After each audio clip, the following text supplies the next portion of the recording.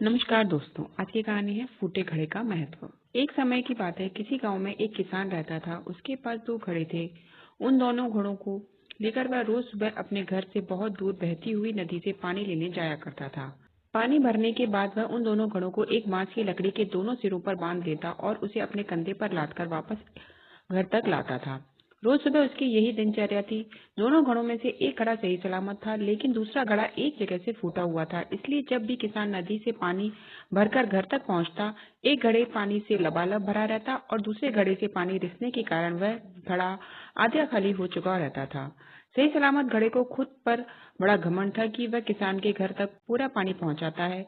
दूसरी ओर फूटा घड़ा खुद को नीचा समझता था और हमेशा शर्मिंदा रहता है कि वह किसी काम का नहीं है। उसे ग्लानि महसूस होती कि उसके कारण किसान की पूरी मेहनत बेकार चली जाती है। एक दिन उस फूटे घड़े से नहीं रहा गया और उसने किसान से क्षमा मांगते हुए कहा, मालिक, मैं खुद पर बहुत शर्मिंदा हूँ। मैं ठीक तरह से आपके काम नहीं आ पा रहा हूँ।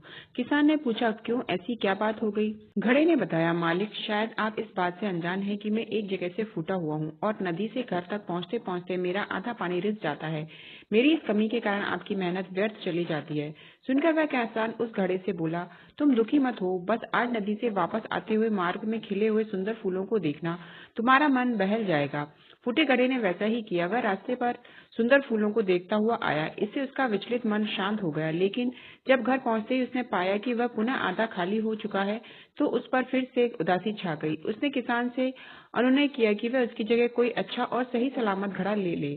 यह सुनकर किसान बोला, क्या तुमने ध्यान दिया कि बांस के जिस सिरे पर तुम बंधे हो, उस ओर के मार्ग के सुंदर फूल खिले हुए हैं, जबकि मार्ग के दूसरी ओर सूखी जमीन है। ऐसा नहीं है कि मैं इस बात से अनजान हूँ कि तुम फूटे हुए हो।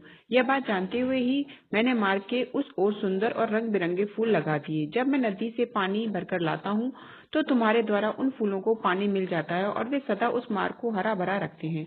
तुम्हारे कारण ही वह मार्ग इतना सुंदर हो पाया है। इसलिए तुम खुद को कम मत आंको। सीख, जो जैसा है उसे हमें वैसा ही स्वीकार करना चाहिए और उसकी कमजोरियों के स्थान पर उसकी अच्छाइयों पर ध्यान देना चाहिए। Thanks for watching.